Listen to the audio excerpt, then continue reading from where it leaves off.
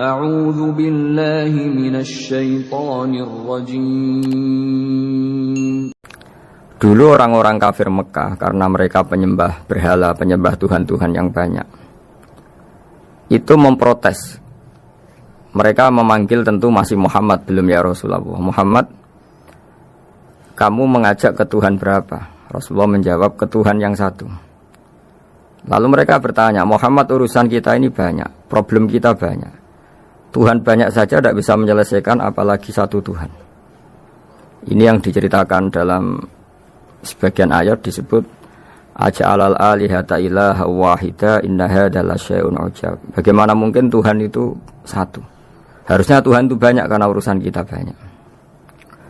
Lalu Rasulullah dengan bimbingan Tuhan, bimbingan Allah mendatangi mereka, kemudian Nabi menjelaskan, Tuhan itu adalah ketua kalian, Tuhan itu adalah pimpinan kalian. Bagaimana kalau Anda jadi pembantu kemudian punya majikan banyak, punya penguasa banyak, punya tuan banyak, kemudian semua tuan-tuan Anda ini memerintahkan Anda dengan perintah yang beda-beda. Apa kalian mau punya majikan atau pimpinan yang banyak? Mereka menjawab tidak, Muhammad. Terus mereka akhirnya sadar bahwa problem Tuhan banyak itu tentu lebih sulit, lebih problem, karena nanti perintahnya beda-beda, keinginannya beda-beda. Mereka akhirnya tersadarkan bahwa sebaiknya atau seharusnya memang Tuhan itu satu. Jadi Rasulullah SAW menjelaskan logika bertauhid itu dengan sekian variasi, dengan sekian logika. Kemudian Nabi kedua juga menjelaskan logika kompetisi. Kata Nabi yang karena bimbingan Allah diberi satu pengertian. Andai kan Tuhan itu 2 atau 3, kemudian berebut dalam tahta aras atau tahta yang di alam raya ini, sebagaimana lazimnya para penguasa, maka pasti ada yang menang, ada yang kalah. Dan yang kalah tentu gak layak sebagai Tuhan. Ini yang disebut wala ala ba'duhum ala ba'd. Tentu kalau Tuhan itu banyak, mereka akan berkompetisi, akan bertarung. Dan pasti pemenangnya ya satu, karena memang layak jadi Tuhan tetap satu. Sadarlah bahwa orang-orang kafir Quraisy, orang-orang kafir saat itu sadar pentingnya bertauhid. Ketiga, Nabi juga menjelaskan tauhid secara ilmu logika. Begini para pendengar. Kalau dalam teori ilmu tauhid yang agak jelimet dijelaskan begini. Jika ada 2 Tuhan, maka alam raya ini enggak menjadi alam. Logikanya adalah 2 Tuhan ini bisa kamu katakan sama-sama kuat. Ketika sama-sama kuat kemudian ingin menciptakan langit, yang satu ingin menciptakan bumi, yang satu menolak menciptakan bumi misalnya, atau yang satu ingin menciptakan langit, yang satu menolak ingin menciptakan langit. Kemudian ternyata bumi ini terbukti wujud. Logika awam adalah yang berhasil menciptakan bumi berarti Tuhan, yang gagal atau kudrohnya gagal, kemampuannya gagal tidak bisa menciptakan bumi, gagal menjadi Tuhan. Ini logika awam. Logika ini pun kita terima. Tapi kalau menurut logika ahli tauhid, ahli pakar-pakar logika, cara berpandangan begini.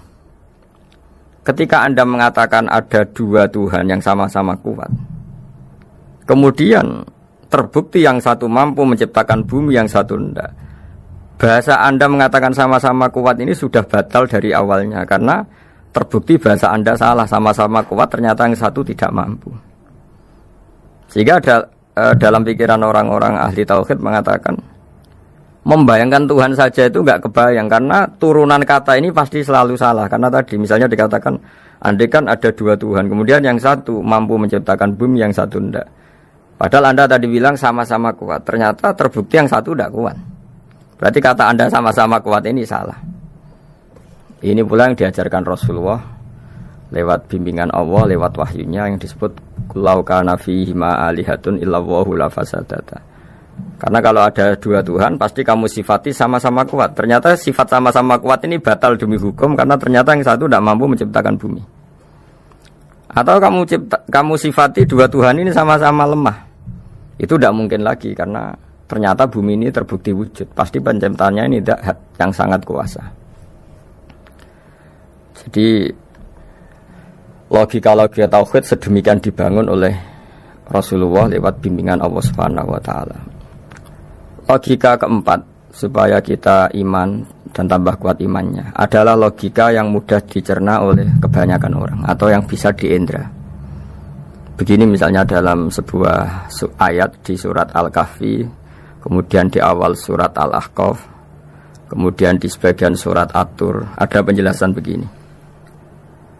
Ketika Rasulullah mengajak manusia menyembah Allah, kemudian orang-orang kafir tanya, lalu Tuhan kamu siapa Muhammad? Tuhan saya adalah Allah menciptakan langit bumi. Terus mereka berandai-andai, ada Lata, ada Uzza, ada Manat, ada Hubal. Itu Tuhan-Tuhan kami. Terus Rasulullah bertanya, apakah Tuhan-Tuhan yang kamu sembah itu memberi kontribusi saat langit dan bumi diciptakan? Mereka menjawab, tidak Muhammad, itu Tuhan-Tuhan yang kami bikin. Begitu juga asumsi tentang Tuhan-Tuhan yang lain. Apakah Isa ikut menciptakan bumi atau menciptakan langit? Tentu jawabannya tidak. Karena Isa lahir di bumi, orang tahu tanggal lahirnya, tahu tahunnya, dan sebelum ada Isa juga sudah ada bumi. Sehingga untuk menetapkan tauhid, berkali-kali Quran tanya, Amman khalaqas samawati wal ardo, siapa sih yang menciptakan langit bumi? Siapa sih yang menurunkan air dari langit? Siapa yang mengatur ini, itu, ini, itu? Akhirnya mereka menjawab, itu semua Allah Muhammad. Begitu juga kemungkinan setan misalnya. Setan itu fisik atau makhluk atau apa saja yang tidak kita lihat. Kemudian setan itu lewat rayuannya, lewat tipu dayanya ingin disembah. Kata Allah menjelaskan ini, ma asyadtuhum khalqas samawati wal ardi wala khalqa anfusihim. Kamu tidak perlu takut sama setan atau apalagi menuhankan setan. Setan itu tidak yang punya reputasi menciptakan langit dan bumi. Bahkan setan tidak bisa menciptakan dirinya sendiri. Ini menjadi pengetahuan bagi kita betapa bagi pakar-pakar tauhid, ahli tauhid, ketika setan nyatanya diusir dari surga, itu pun versi mereka. Versi mereka pun mengatakan seperti kita bahwa setan itu diusir dari surga dan ya keluar dari surga. Kalau setan itu Tuhan, tentu diusir gak mau, karena di surga itu nikmat. Ketika setan diusir dari surga ya keluar, dia juga jadi makhluk yang hina dina. Berarti dia tidak punya kekuasaan, bahkan pada dirinya sendiri. Dipaksa keluar dari surga ya keluar, dipaksa menjadi ahli neraka jadi ahli neraka, dipaksa jadi apa saja juga dia akan jadi seperti yang dipaksakan. Ini menunjukkan bahwa setan adalah tahta kudratillah, tahta qahrillah, tahta satwatillah, bahwa setan pun dalam kendali kekuasaan Allah. Makanya Allah mengatakan kamu tidak usah menyembah setan, tidak usah nurut sama setan. Setan itu lemah sekali, karena faktanya dia tidak bisa memaksakan keinginannya. Ini yang oleh Allah disebut dalam firman-Nya, inna kaida syaitani kana dhaifa. Setan itu lemah sekali. Ini perlu saya sampaikan ke para pendengar Unisia bahwa bertauhid itu ada sekian logika. Logika kelima adalah logika orang awam. Awam sekali. Suatu saat ada perdebatan antara Abul Hasan al-Asy'ari. Abul Hasan al-Asy'ari ini tokoh ahli sunnah paling populer dalam ilmu logika. Dia mengatakan orang menemukan Tuhan itu harus lewat logika yang cermat. Tidak boleh taklid, hanya ikut-ikutan. Dia harus menemukan satu argumentasi bahwa Tuhan atau pencipta langit itu ada. Kemudian ada satu problem di mana orang-orang kampung atau orang-orang yang lugu atau orang-orang awam itu tidak bisa ilmu logika, ilmu mantek kalau dalam bahasa pesantren.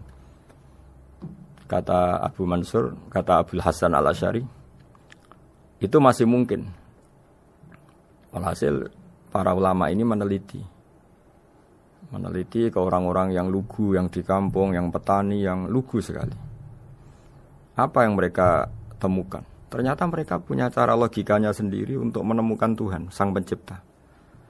Pernah suatu saat ada seorang petani lugu, biasa menggembala unta, ditanya, Bima araf tarubak, lalu kamu yang petani ini yang hanya ngurusi sawah, ngurusi ladang, dengan cara apa kamu tahu kalau Tuhan itu ada?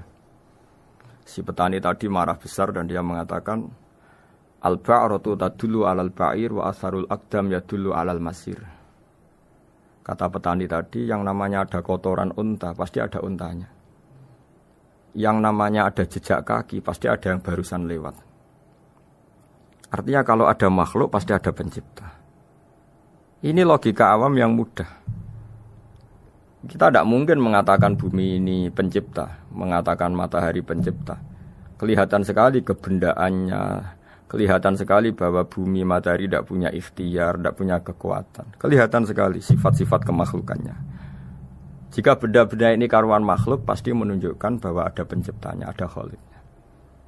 Dalam logika Bedui tadi, si Bedui tadi, kalau ada kotoran sapi, pasti ada sapinya. Meskipun sapinya sudah sekarang nggak terlihat, mungkin sudah jalan kemana. Sama, kalau ada jejak kaki, meskipun orang yang tadi lewat sudah kita nggak tahu, tapi kita pasti tahu, pasti ada yang lewat. Ini yang dimaksud dalam bahasa Arab, al-ba'ratu tadullu alal ba'ir. Kalau ada kotoran sapi atau kotoran unta, pasti ada untanya. Wa atharul aqdam yadullu alal masir. Kalau ada jejak orang lewat, pasti tadi ada orang lewat. Nah, semua metode ini digunakan semua oleh Rasulullah. Logika yang bagi intelektual, logika bagi kaum awam, logika bagi kaum menengah, ya tidak awam, tidak intelektual. Semuanya digunakan, semuanya jadi media untuk memastikan bahwa logika tauhid ini logika pilihan, logika yang benar-benar logika.